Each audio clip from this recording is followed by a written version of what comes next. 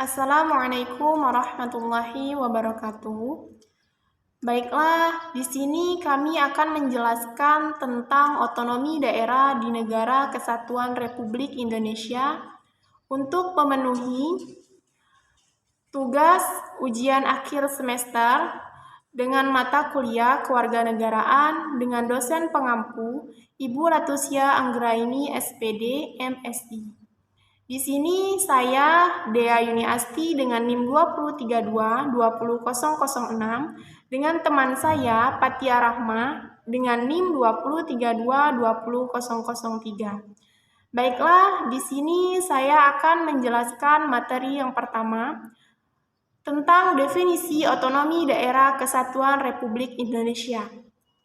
Otonomi daerah adalah hak, wewenang, dan kewajiban daerah otonom untuk mengatur dan mengurus sendiri urusan pemerintahan dan kepentingan masyarakat setempat dalam sistem Negara Kesatuan Republik Indonesia.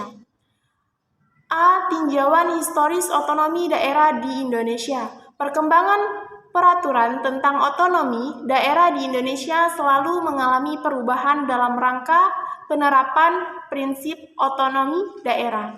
Secara formal, sudah berlangsung sejak tanggal 14 Agustus 1945 ketika disahkan Undang-Undang 45 pada masa awal kemerdekaan Negara Republik Indonesia.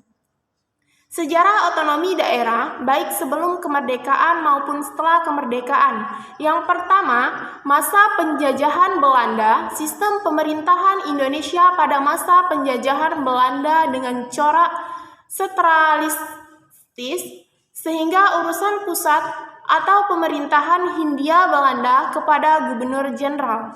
Yang kedua, masa penjajahan Jepang. Masa pemerintahan Jepang, pemerintahan yang dibentuk adalah pemerintahan militer yang melaksanakan pemerintahan di Indonesia dengan penyelenggaraan yang sesuai dengan kepentingan Angkatan Perang Jepang yang bersangkutan dengan melanjutkan pemerintahan yang telah ada. Yang ketiga, masa kemerdekaan Republik Indonesia. Sebelum proklamasi dikumandangkan, telah diberikan sebuah lembaga di Indonesia, PPKI, atau Panitia Persiapan Kemerdekaan Indonesia, yang dibentuk pada tanggal 9 Agustus 1945 oleh tokoh-tokoh bangsa Indonesia. 15 Agustus 1945 yang dipimpin oleh Soekarno-Hatta, sejarah perkembangan pengaturan tentang pelaksanaan desentralisasi atau otonomi daerah di Indonesia. Bagian yang kecil, prinsip otonomi daerah di Indonesia. Prinsip ini menyatakan bahwa pemerintahan daerah diberi wewenang seluas-luasnya untuk menjalankan pemerintahan dalam memajukan daerah. Namun, tetap berlandaskan pada aturan dan undang-undang yang berlaku.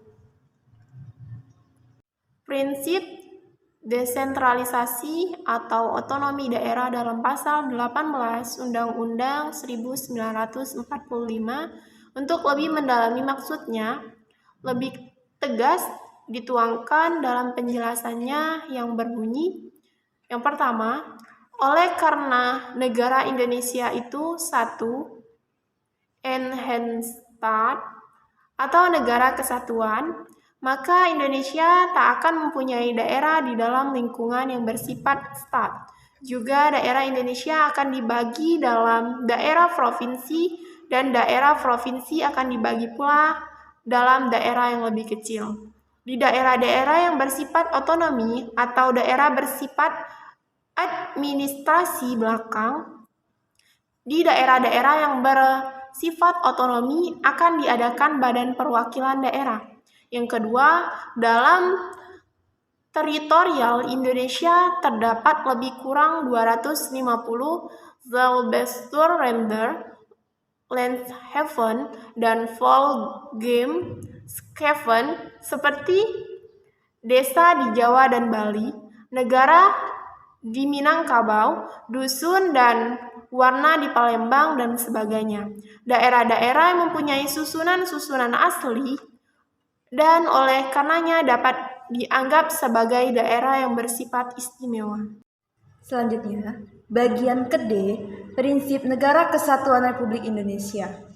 Prinsip pada negara kesatuan ialah pemegang teguh kekuasaan tinggi atas segenap urusan negara ialah pemerintahan pusat, tanpa adanya suatu delegasi atau pelimpahan kekuasaan kepada pemerintahan daerah.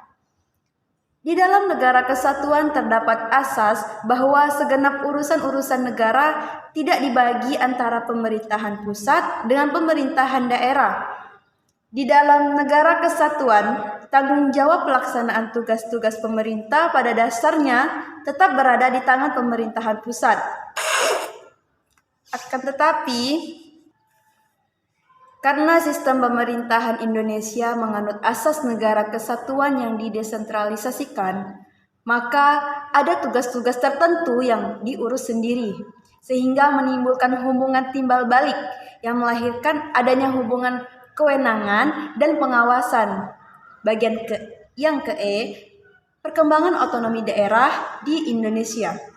Perkembangan otonomi daerah di Indonesia mengalami pasang surut dengan corak yang berbeda-beda, yang tentunya dilandasi dengan peraturan perundang-undangan yang coraknya berbeda-beda pula. Karena lahirnya undang-undang yang mendasari otonomi daerah itu dilatar belakangan oleh kondisi politik hukum yang berkembang pada saat ini. Adapun uraian peraturan perundang-undangan yang mengatur pelaksanaan otonomi daerah sejak tahun 1945. Yang pertama, masa berlakunya Undang-Undang Nomor 1 Tahun 1945 tentang kedudukan Komite Nasional Daerah. Undang-undang ini menekankan aspek cita-cita kedaulatan rakyat melalui pengaturan pembentukan Badan Perwakilan Rakyat Daerah. Di dalam undang-undang ini ditentukan 3 jenis daerah otonomi, yaitu yang pertama keresidenan, kabupaten, dan kota.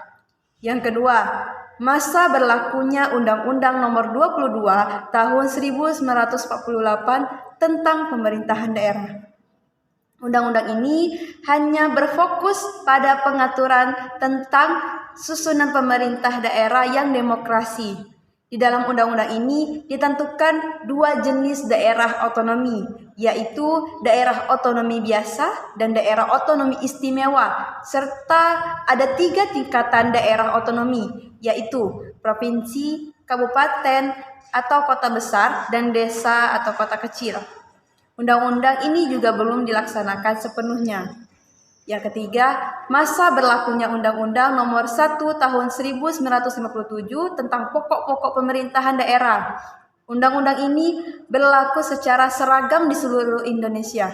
Titik beratnya adalah pengaturan pada aspek otonomi yang seluas-luasnya. Di dalam undang-undang ini ditetapkan ada 3 tingkatan daerah otonomi, yaitu daerah tingkat 1 termasuk Kota Praja Jakarta Raya, daerah tingkat kedua, dan daerah tingkat ketiga.